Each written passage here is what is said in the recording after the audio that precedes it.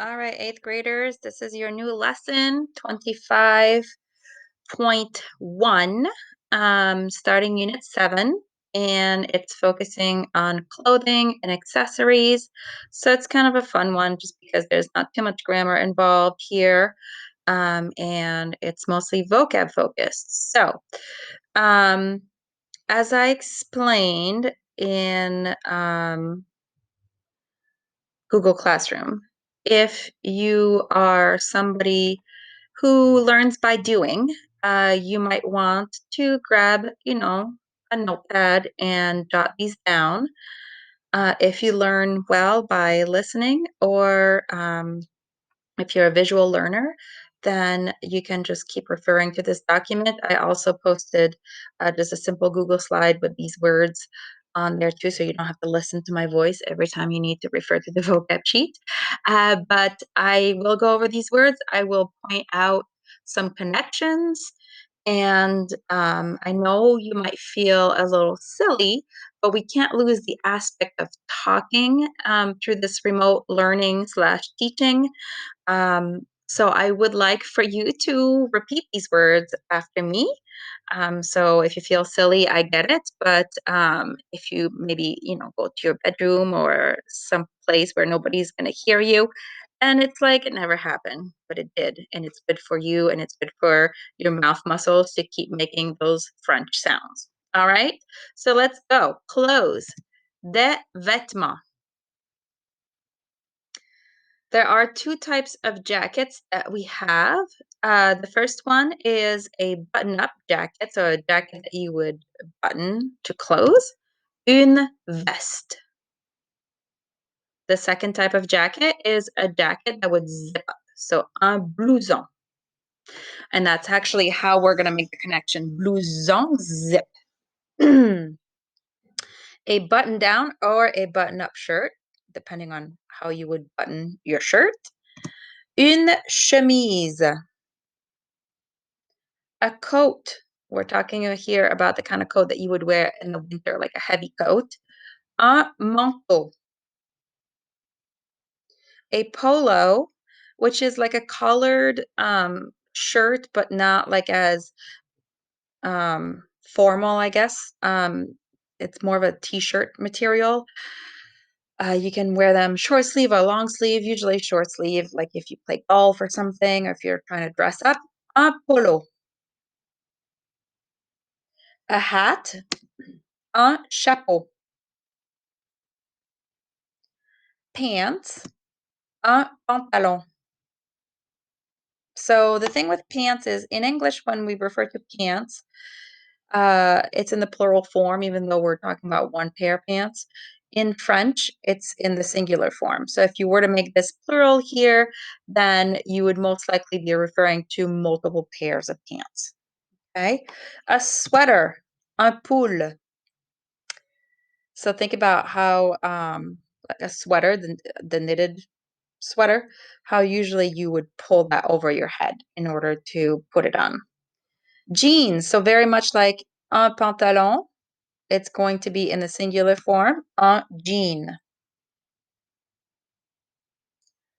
Socks, des chaussettes.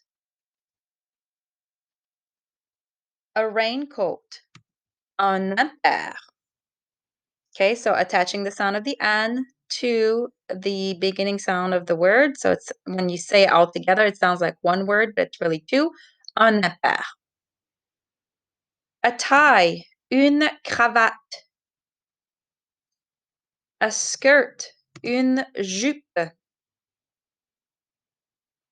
A dress, une robe. And the connection here, a lot of people say that a robe. So that would be the connection. Tights, des collants. And this could also go for like pantyhose. Shoes, des chaussures. So notice how socks, des chaussettes, and shoes, des chaussures, has the same beginning. Boots, des bottes. A t-shirt, super easy, un t-shirt. Okay, so that's what we call a cognate. Same thing with shorts, un short. Okay, so again, notice how it's in the singular form to refer to a pair of shorts. A sweatshirt, un sweat.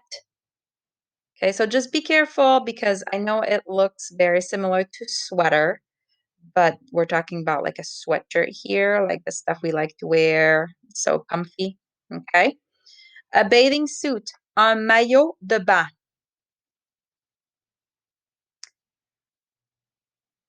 Notice here, bain. We've learned this from une salle de bain, right? So it kind of makes sense. It's water related. A belt, une ceinture. Sunglasses, des lunettes de soleil. So here you should recognize the word soleil for sun. Okay, so therefore it only makes sense that just glasses that we wear for to correct our eyesight would be des lunettes. Okay, so notice we just learned about modifying or specifying general words, right? So you have des lunettes, which would be your main noun, and then we're specifying with soleil what kind of glasses they are by adding a de, des lunettes de soleil. Going back to lesson 24 here. A shop, une boutique. And in the reading video, we talked about what une boutique entails. A store, un magasin. We learned that back in Unit 6. A department store, un grand magasin. So a big store, right? So lots of different departments for all your needs. The verb to buy, acheter.